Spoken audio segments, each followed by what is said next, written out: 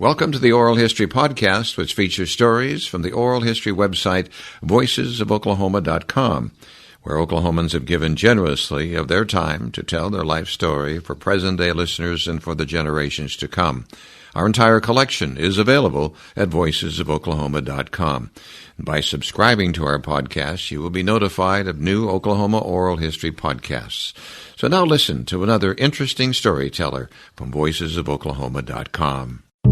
A Norman, Oklahoma resident, Yancey Red Corn plays a former Osage chief in Killers of the Flower Moon. He traveled to Cannes Film Festival for the movie's premiere. Yancey's ancestry includes a great-grandfather who was poisoned during the era when the Osage were dying mysteriously. In this interview, Yancey talks about his experience of acting while Martin Scorsese is behind the camera, what it felt like to see himself on the big screen, and his emotional reaction to seeing the entire film. Listen for his answer to the question, what is the film about? Here's Yancey Red Corn on the Oral History website and podcast, voicesofoklahoma.com. My name is John Erling, and today's date is June 29, 2023. So, Yancey, would you state your full name, please? Yancey Garfield Red Corn, and Red Corn is two words. All right, but let's go back to Yancey, unusual name. Where does that come from? Actually, that's a lot of people would think that that's well, they always ask me, isn't that a Native American name? And I'm like, no, it's a character out of a book called The Cimarron by Edna Ferber. And they made two movies, one in the late 30s and then one in the 50s with Glenn Ford playing Yancey Cravat, C-R-A-V-A-T.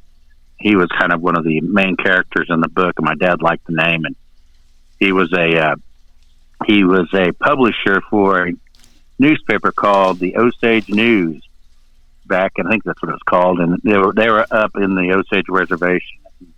Was kind of had a lot of wanderlust, but he liked living there and he liked being around the Indians, and he was kind of a person that protected and wrote stories about in favor of the tribes back then. So that was the character Yancey out of the book The Cimarron. Okay, all right. That was made into two movies, and he just really liked the name, so he convinced my mom that they should name me Yancey. Well, then I'm going to pursue Garfield. Why Garfield? Garfield is my great-great-grandmother's middle name from the Gray side. I'm half Red Corn and half Gray. My grandmother was a Gray, and they're Osage, full-blood Osage, and then my grandfather was a Red Corn. So he named me Garfield after my great-great-grandmother, whose name was Jenny Garfield Gray. I'm in my studio here in Tulsa, and we're talking to you by phone, obviously. Where are you today? I am in Norman, Oklahoma. Your birth date? Is 12/5/1963. And your present age would be? 59 years old. Okay, and where were you born? Pawnee, Oklahoma, just right outside the Osage Reservation. I like to say I was born in the Osage Reservation, but they had a Indian hospital there, the Pawnee Indian Hospital, and I was born there. Okay, let's talk a bit about your family genealogy, because it also ties you to what's become known as the Reign of Terror and the book and film Killers of the Flower Moon. I think we go back to your great-grandfather, is it? Yes, my great-grandfather was Raymond Red Corn Sr. He was born in 1881, and his dad's was Waiglenki, which meant no sense, no regard for his safety. He was a great warrior. He was probably born in the 1850s, and it's spelled differently, Waiglenki. So I mean, even if I spelt it the way it sounds, it won't come off if people read it. But if they hear it, it's Waiglenki, which means no disregard, no sense for yourself, for your safety. So okay. He was named after fighting a neighboring tribe and fighting multiple ones. And when he came back, they gave him a new name, and it was like he went in there and took on a bunch of warriors and came out and won. So they called him Waiglenki. Okay. And but he had two sons. One was Raymond Red Corn Sr., born in 1881, and the other one He's called Waken Iron, but his other name was George Red Corn. And he was born in 1885. He was the younger brother, but my great-grandfather was Raymond Red Corn Sr. He's tied to this story, too, and you may talk about, wasn't he poisoned? Yes, he was poisoned during this reign of terror, and my dad and his siblings, he had an older brother, 2 younger brothers, and a younger sister. They never got to meet their grandfather because they were all born in the 30s and 40s. My dad was born in 1936. But his 3 sons, Raymond Red Corn II and Harold Red Corn, who is my grandfather, and Douglas Red Corn, they tried to get them to investigate. But just like the movie Killers of the Flower Moon, it was a conspiracy and nobody was going to do anything. They just said it was, an accident. And so they couldn't get anybody to investigate it. So to this day, no details of that poisoning of your great-grandfather? No, just that before he didn't trust all of his help, and he told his sons to not really come out there. And it was kind of like he didn't really, in my opinion, I think that, I don't think he was resigned. He just, it was what I would call the invisible enemy. He didn't know who he could trust. And he knew that people were poisoning other people in his tribe. And so he was like, man, you can't trust anything around here. And it wasn't like he was paranoid. It was that stuff was really happening. And so he was in good health, and it was just one of those things. I mean, not one of those things. It was just one of those. He was one of the victims of the Reign of Terror. But did he have a full head right? Oh, yeah. I think he had a couple. He had a lot of land, too. A lot of land that was stolen. Him and his brother, Waken Iron, or George Red Corn, their guardian stole a bunch of land from them and sold it. And they had a lot of money. They just were taken advantage of by their guardian. My Waken Iron, he bought what was called the Duncan Hotel, and it's written in my dad's book, but my dad doesn't mention any names. It's all fictitious names, and he calls it the Grand Hotel, but it was the Duncan Hotel in Pawhuska. In the book, it's the Grand Hotel, but in the real life, it was the Duncan Hotel, which it was a really nice, swank hotel. They used his money to buy it, to put up the loan, and then what they did, then they bankrupted it and sold it to one of the guardian's friends. I think that's how it happened, and that happened a lot. So it was his. It was basically his hotel, but they used the move that a lot of the guardians did back in the day.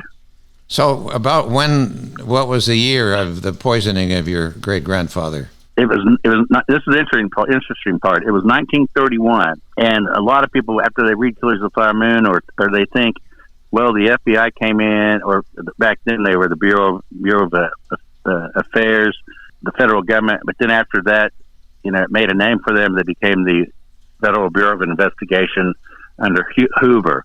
But what was interesting, after they solved this specific crime and convicted William Hell and Ernest Burkhart and all the others, they just packed up and went back to D.C. The tribe had to actually pay them to come out to do the investigation, kind of like pulling teeth.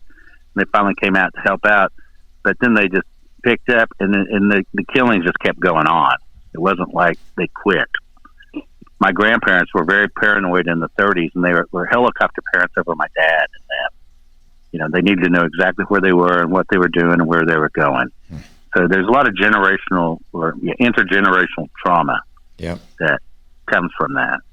Yeah, my grandparents, they lived through it too in the 20s, so they experienced all of that. So, they didn't know who to trust. Mm-hmm. And again, it goes back to me saying it was the invisible enemy. It was all around them, and they didn't know who it was. Right, because the invisible enemy included law enforcement officers, elected officials. That was part of that. Yeah, the local pastors, the local mortician, the morgue, like you said, the police officers, the government officials, the mayors, just all the businessmen. and all the, I'm not say all the attorneys, but the majority of the attorneys all became guardians, because in that small town, I don't know, there was 100 and something attorneys in that small town, and they, became guardians and took care of it, and then they all became wealthy. Yeah, they became holders of the land.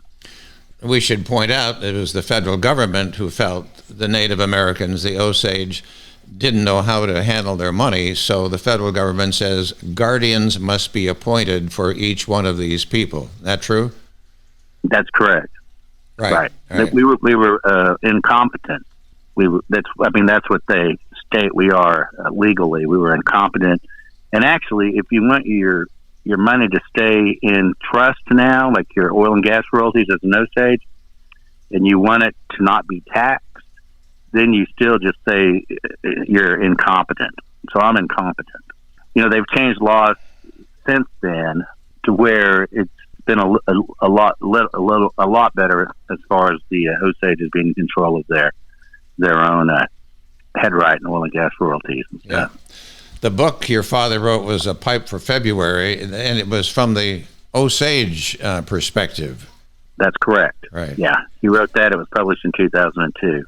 And Martin Scorsese actually mentioned it at the Cannes Film Festival. Yes, he did, and we just republished the book. Just came out this month, and it's same obviously, but a new forward in there by Martin Scorsese, and then David Gran, who wrote Killers of the Flower Moon, wrote a blurb on it. So his approval of what he thought it was a great book, and it helped Scorsese understand a little more of what the Osages were thinking, and gave it a little color of Killers of the Flower Moon, which Killers of the Flower Moon in its own right is a great book. Yeah. David Gran is just a great writer. Yep. And he just did some incredible research. My dad said we kind of pinpointed it with his research.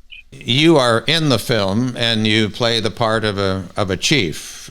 Yeah, I played Chief Bonnicastle. He was chief of the Osages in the early 1920s. He helped get the federal government out to start investigating. Let's go back to your acting experience that qualifies you to be an actor here. Didn't you have some experience at the Oklahoma City Theater Company?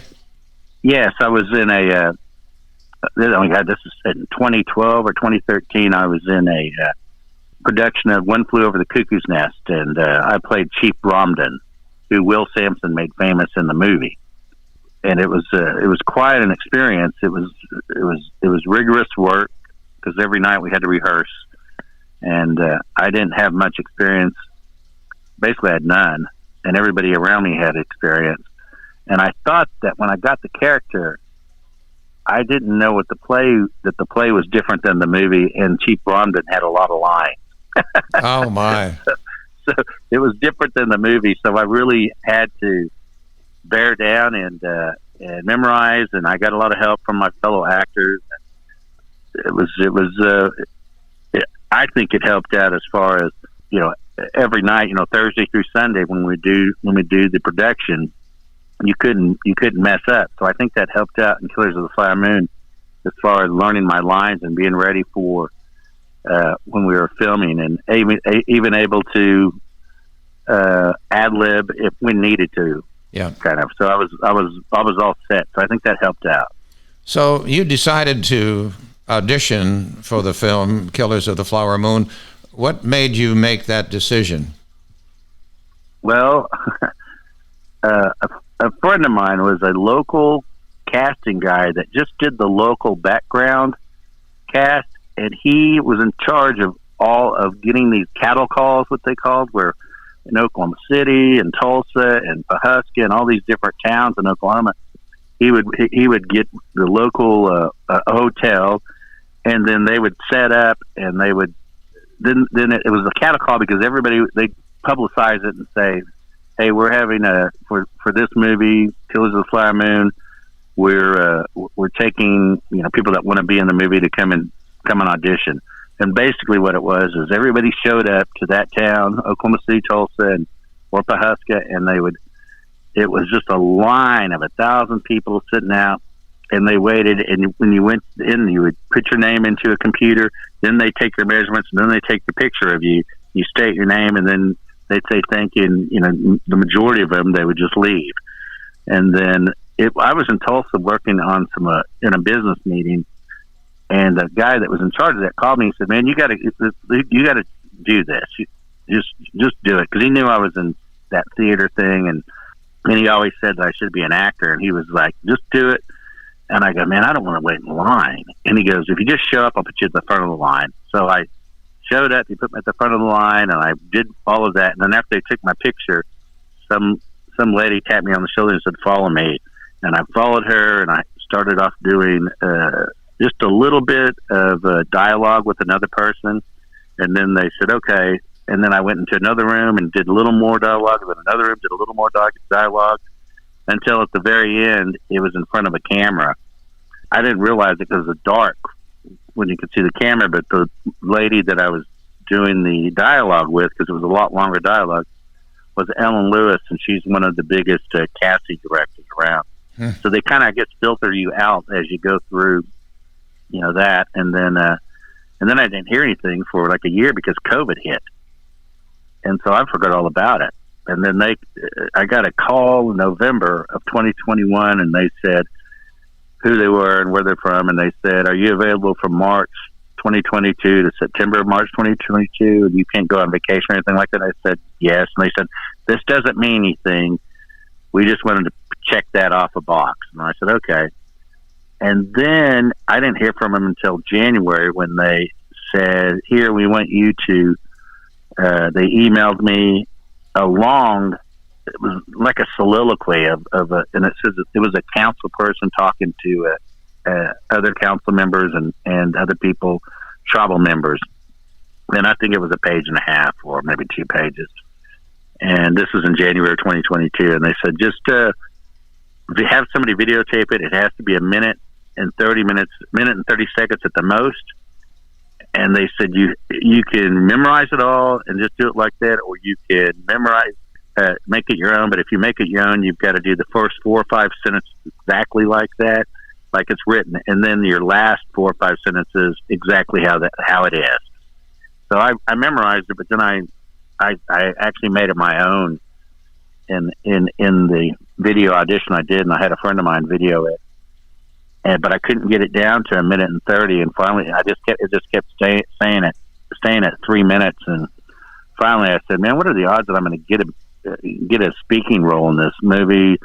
I'm kind of tired of doing this. Just email it to them." And then in February, they called me and they said, "Hey, we need you to sign an NDA." So I sent it to my partner, who's an attorney, and told him to look it over real quick. And he said, "Yeah, that looks fine." And I signed it, emailed it back, and then they called me. Like, I swear it was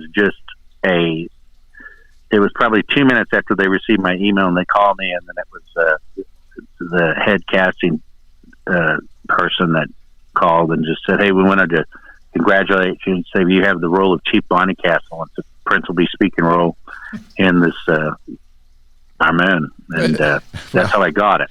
And then I had to show up. And then I had to go for costume measurements. I had to drive out to Bartlesville because they rented out a big building there across from Conoco and where the airport is, and so I had to go up there for measurements and meet the head costume person, and then makeup and hair and all of that kind of stuff. They had to look at me, and then I think I started in March, sometime in March. End of March or 1st of April. I can't remember. I have to look at my records, but was my first scene. And then, it went on, off and on until end of September or 1st of October. I can't remember that either. But that's how that happened. But the thrill of finding out you were going to have a speaking part, that had to be wonderful for you. Yeah, it was crazy. I didn't know how to react. I found out later a lot of people cry. Because they're in a Scorsese movie, and I didn't really know how to react. I was just like, I still was thinking, is this a background? And then it wasn't really. It was just surreal. And then at the end of the call, they go, "Well, the Apple lawyers are going to be calling you tomorrow and going over your contract." and I was like, okay, this is not a background role. Right. So yeah, it was quite an experience. So then you're going to do your first scene, and what was that scene? Let's see. I was supposed to do a roundhouse scene, and that was going to be my first scene. But that's when Robert De Niro hurt his leg, and he had to stay in New York City to kind of get it back to where he was able to get around. And so I was all ready for that. I had everything memorized, and then that got called up like on the last minute. And then they said, "Well, we're going to do your other scene the next week." So I memorized that, and it was with Jesse Plemons, who plays the Tom White, the FBI or the government official agent that J. Edgar Hoover picked to do it. He's the old Texas Marshal, and he's played by, his name's Tom White, and he's played by Jesse Plemons, who's a great actor. And that was, I was the Chief Bonnicastle, and we're having a meeting, and I'm talking to him, and so that was my first line. I had all my lines memorized, and it worked out really well, I thought. So then Martin Scorsese is there watching you do this. Yeah, he's behind the camera, and it's it's crazy. Well, yeah, it's crazy. Well, it's crazy because that wasn't my exact time. That was my first really long speaking line one that I had. The other time, the first time I was on there, it was in another scene, and I didn't have any speaking lines, but I was one of the main people right in the background stuff.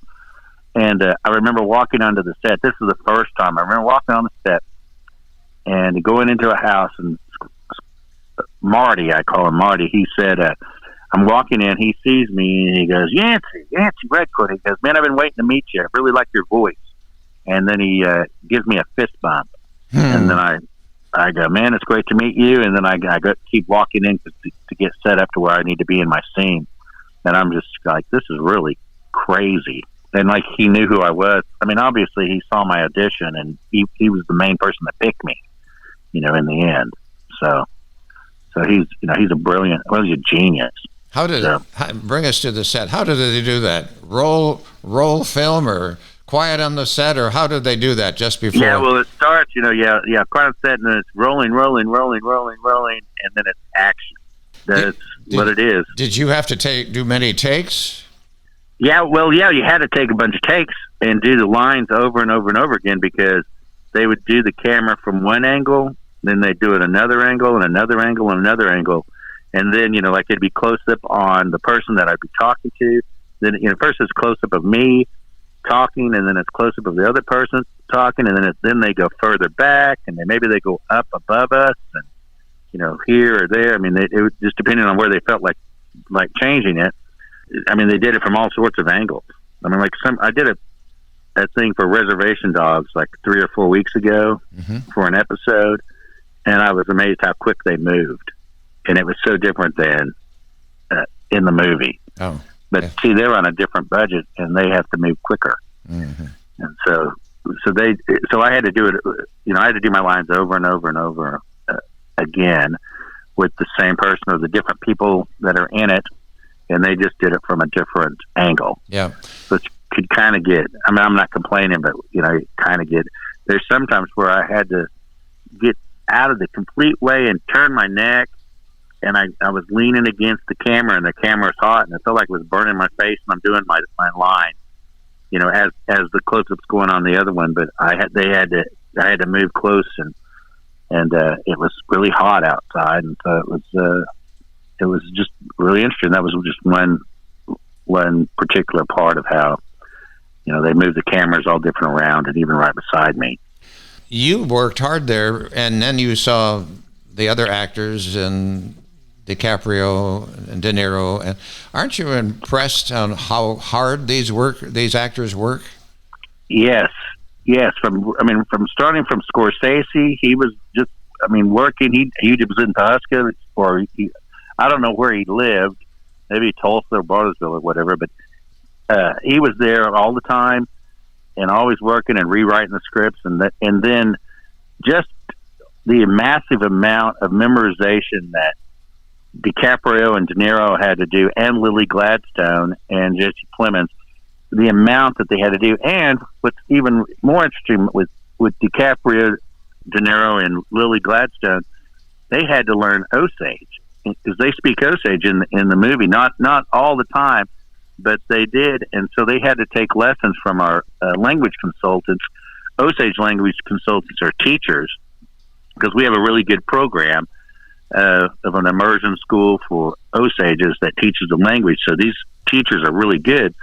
For example, when I was out in Cannes, I was talking to Robert De Niro, and he said, "How's Chris Cody doing?" And Chris Cody's my nephew, and he's an Osage language teacher. And he goes, "Man, tell him." He goes, "Videotape this and send it to him." So I videotaped him talking to my nephew, Chris Cody. He goes, "Man, thank you, Chris. You were very helpful as my language consultant, and it really helped out." To have to memorize your lines, and then also DiCaprio and De Niro and Lily Gladstone having to also learn how to speak Osage with the right accent and the right guttural accents that Osages have is just amazing. They're just brilliant. Did you have any scene where you would interact with those three that you just mentioned? Yes, I was in a big roundhouse scene, and I was kind of the main person talking, because I was the chief, and it was a roundhouse scene, and I had to interact with everybody. So DiCaprio, De Niro, Gladstone, and Lily Gladstone, and so you were interacting with these three. That had to be something to. Yeah, I did a speech, and I don't know if it's in the movie. I mean, not all of it's in the movie or something, but Scorsese asked me to do a little ad-lib, and he called it scatting. And I did, and then after, it was interesting. I walked on, and when he asked me to come out and talk to him, so I'm talking to him, and then he said, "Okay, I just want you to say whatever's coming to your mind, scat it." So right when he tells me, I'll say, "Okay," and then I'm walking in, and I'm sitting down, and then they're going rolling to action. While they're saying rolling, I'm going, I have no idea what I'm going to say. But then I pretended I was my great-grandfather during this time, and what he was going through, and just started talking to everybody like that, what was going on at the time, and this and that, and how I was feeling, and how I knew everybody else was feeling, and kind of talking to everybody there. And after it was done, and they said cut, Scorsese came out and he goes, "Beautiful, beautiful, beautiful." De Niro came and patted me on the shoulder, and he said that was great. And then as I was walking out, DiCaprio gave me a fist bump, and he goes, "That was a great speech." Isn't that wonderful? Thanks, yeah. And then as I walked out, I don't remember what I said. I mean, I don't have a clue. But it was, it was like maybe my great grandfather enveloped me, and because I honestly had no idea what I was going to say. He was channeling you, as we say, I guess, right? Yeah. Well, then what you just talked about, that ad lib, you have seen the film, obviously. Did that make it into the film? Some parts. Okay. Let's talk about first watching the film at the festival. You were nervous sitting in this big, was it a huge auditorium, or kind of set the scene for us? Well, it was a pretty big auditorium, and I don't know how many people, were in there, maybe 3,000, something like that. It was that original premiere was a hard ticket to get. My cousin and I, Yancey Red Corn, who has a big role, he and I are the same age, and we grew up together. And his dad, Jim Red Corn, who was a great artist, and my dad, Charles Red Corn, an author, they were best friends. They were only like a year apart, and so they were best friends. And he and I, we grew up together. I mean, we were together all the time. So, and we were the same age. So we picked up, and we got to ride together to the red carpet, and it was crazy. The traffic, it just kept stopping as we were going there. And my cousin asked the driver, he goes, "What's the deal? Why is everybody, why is the traffic going so slow?" And he goes, "It's because of you guys on the red carpet." And, we were one of the last people to work on the red carpet before Lily Gladstone and Leo DiCaprio and Martin Scorsese. And so they were behind us, and so it took us a while to get to the red carpet. But then we got out, and it was just bananas. People asking for your autograph and taking photos and stuff before you got to the red carpet. Then you got on the red carpet, and they said, hold up, and then they, after everybody got there, that was the main people to go on the red carpet. They said who was going with who, and I walked out there with Jesse Plemons, Tatanka Means, and William Below, and then my cousin Tolly Red Corn. But before we got out of the car, he and I were talking, and we were like, what are the odds that you and I, born on the Osage Reservation, and we're the same age, and we grew up in the Osage Indian Village of Pahuska, would be in this limo, right, going to the red carpet, both of us, and our dads are best friends, and what are the odds that that would happen? Yeah. And we were just like, we were just completely, dumbfounded. Yeah. And but before we got out, we said, we're going to walk in like we walk into our under our arbor where we do our tribal dances, Osage and Lashka dances, like we belong there, because we've been dancing since we were 3 years old. So, we're going to represent. We're going to walk in like we belong on the red carpet. Yeah. And that's why we wore a blanket, to give a shout out or to show our respect to all of our Osage tribal members, because I'm wearing my name in blanket, and my cousin Tully's wearing a blanket that was given to him by his son, and they're like, we wore them like the old chiefs would wear. I mean, I wore mine one way and he wore his another, because we just had our Osage tribal dances in June, and the last one was just ended Sunday, and everybody that I walked to that were Osage were just like, some people were in tears. They were just like, thank you. I wish my grandmother was alive to see that, because you two represented the Osage tribe, and you represented us well. And I had a lot of people thank me for it. That's great. You also wore a Stetson hat. Why?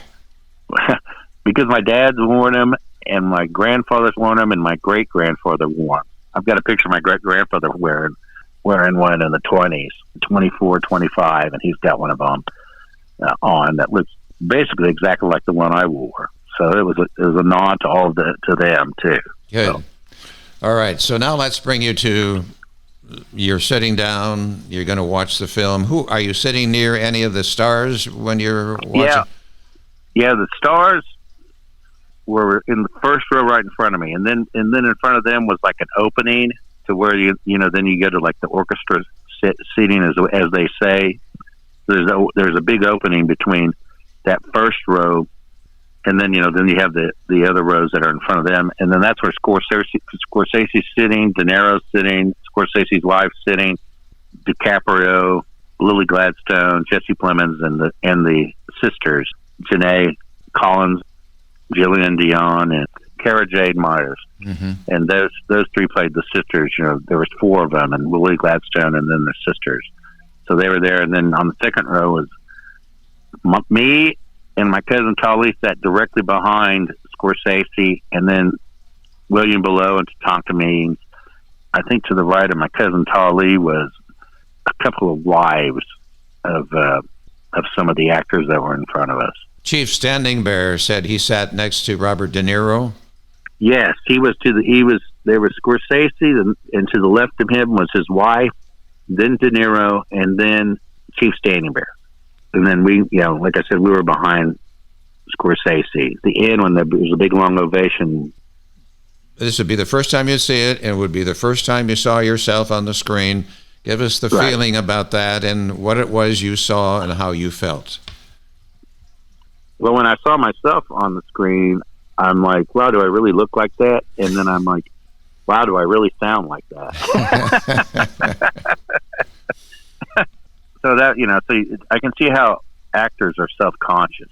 It makes you really self-conscious. And also you think, I could have done that better. Oh. I could have did that better. I could have did that better. But I'm not going to question Scorsese and Thelma Schoonhaver, who's the editor.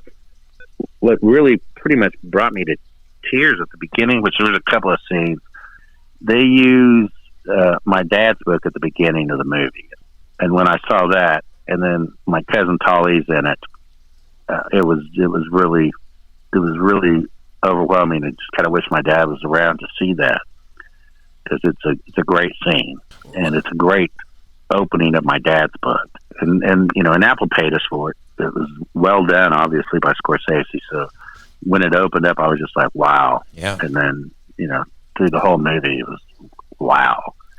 And, you know, and it's because Marty and his team and the other producer, one of the other producers, Marianne Bauer, they really did their research, like reading my dad's book, like reading other books, and then working with the community, using the Osage language consultants, using Osages to work on the costuming, using Osages for set design, using Osages for the Osage ranchers and asking them, you know, they've been around there since the 1920s, but their family have, and saying, you know, is this what the horses look like? Is this how they rode in the 20s? Is that kind of how it is? So they really used Osages as consultants. I was one of the consultants, just one. They used elders that are more elder than I am, in their like late 70s, early 80s, and really had them around the set and using their expertise. And so I think that really shows up in the movie. Was it tough to watch the entire film because your family and other families that you knew were involved in this, and didn't this make it difficult to watch? Yes. I had a hard time reading Killers of the Flower Moon because it's so vivid. Yeah, the movie, you know, it made me cry several times through it because it was just so emotional. I know my sister, who I took as my plus one, and one of the reasons I took her as my plus one, my sister's a doctor, and she could afford, because they weren't paying for my plus one to go over there, but they gave me a plus one ticket. And she's a doctor, and she just took off, and she actually, the week before, she flew to London to stay with one of her friends that she went to Dartmouth with, and then she flew and met me in France when I got there, and then she just stayed with me and went to see it. But she didn't sit with me. She sat, the guest sat further back, but somehow after the movie, she came down and found me, and just couldn't stop crying. And I mean, that's how emotional it was. She was just like, you know, Dad would have just loved this, and on and on and on. So it was really, really emotional. And so I'm sure it's going to be really emotional for all the other Osages when they see it. Right. So if I ask this question, it's a pretty open question. What is the movie about? Okay, I'm going to give you a straight answer, and and I mean this. It's about white supremacy. It's about colonialism. It's about and I say white supremacy because it was the whites that were in charge, and they were the ones that were rigging it to where they would get all the land and the money from the Osages because they felt the Osages didn't deserve it, and a lot of them were doing it in the name of Jesus Christ, you know, in the name of Christianity. And, you know, it's better to civilize the Indian, and they don't know how to handle this. They don't know how to handle money. They don't know how to do this, but we can take care of it, and we can do this, and we can do that with it. And it's best for them. It's best for the Osages that we take care of this and then tell them what to do and how to live. And it's about how a race or a certain set of people can be so not looking at others as their equal, but as somebody they have to control, and as somebody if they aren't controllable, then they kill them in order to get what they want. And that's been happening for a long time. And that brings up when I was walking around the hotel the day after that Sunday.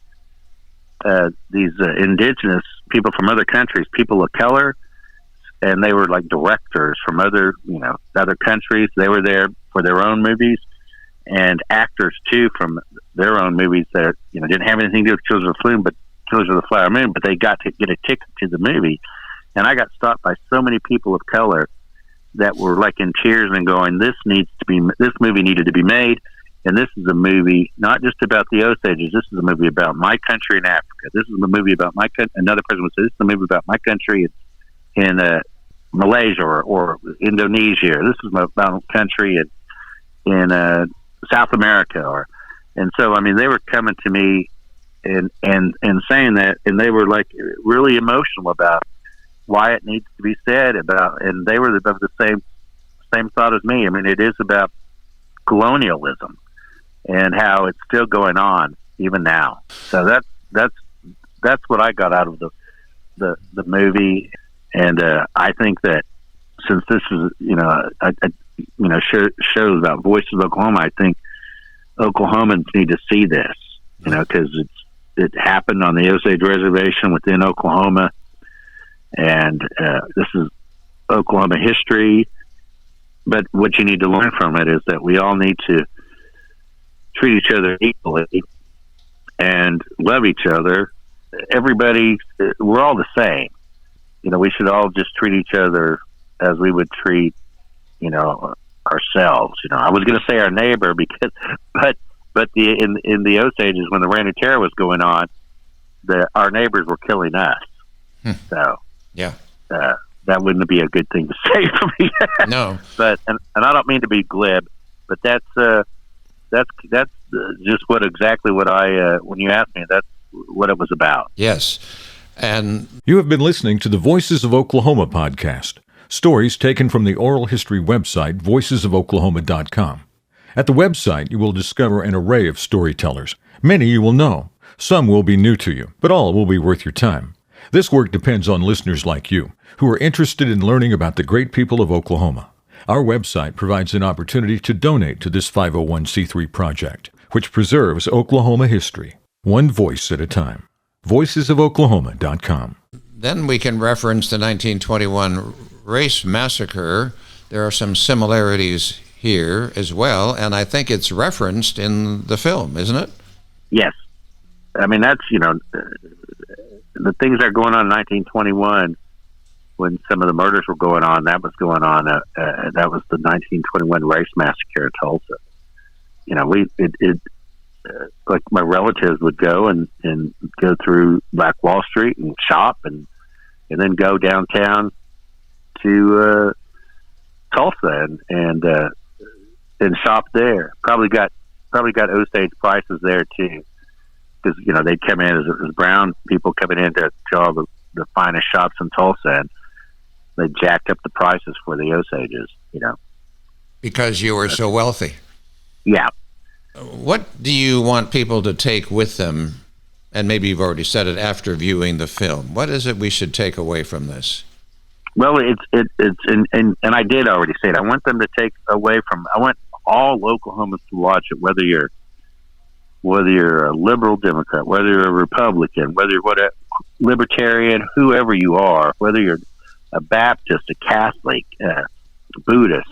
I want everybody to go see this movie, and I hope they get out of it that we shouldn't repeat what this happened in the 1920s, but we keep repeating stuff like that over and over again, and it's almost like we're getting ready to repeat it again. But I hope when people come out, and I think just everybody needs to watch this and come out with a loving heart to all beings, and that's what I hope comes out of this. Right. And I know that's what Marty wants it to come out of this too. Yeah. The film is 3.5 hours long, and I'm wondering if some think, oh, is it that long? I don't know if I want to go watch that. But did you feel that it was long, or how did it feel to you? Even though I knew the story, it didn't feel long to me. And from what everybody else I've talked to when I was a kid, they loved it, and they loved the length, and they thought it needed to be that long because it needed to, really get into the depth of what was going on. I think if it was 2 hours, it wouldn't have been able to come across. I just recently watched the Titanic film, and that was 3 hours and 12 minutes, and it obviously won many, many Academy Awards. So the length didn't hold it against that. And speaking of Academy Awards, don't you think that there'll be many that will come as a result of this film?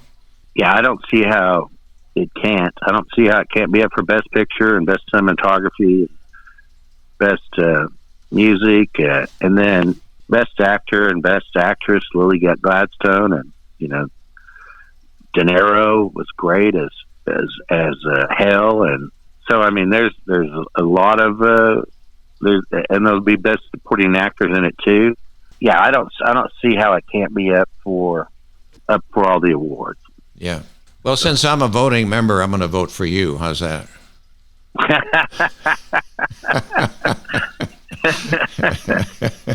Well, I'll take that. All right. Well, Yancey, I sure appreciate this insight going behind the scenes, and I want people to listen to this and other interviews I've done with Chief Standing Bear, with Joe Connor there in Fairfax, and I've interviewed David Gran. I'm putting them all together so they can listen to all this before they even see the film. So it's great background for that viewing. That's great. Yeah. And David Gran's a great friend, and he's and I know David Connor, and I know Jeffrey Standing Bear, so those were all well picked. Yeah. Okay. And they're all knowledgeable. Well, I hope to meet you someday, Yancey, and I do appreciate you visiting with me this morning. Okay. Well, I appreciate it too, sir. All right. So, thank you. have a great day. You too. You have been listening to the Voices of Oklahoma podcast. Stories taken from the oral history website, voicesofoklahoma.com. At the website, you will discover an array of storytellers. Many you will know. Some will be new to you, but all will be worth your time. This work depends on listeners like you, who are interested in learning about the great people of Oklahoma. Our website provides an opportunity to donate to this 501c3 project, which preserves Oklahoma history, one voice at a time. voicesofoklahoma.com.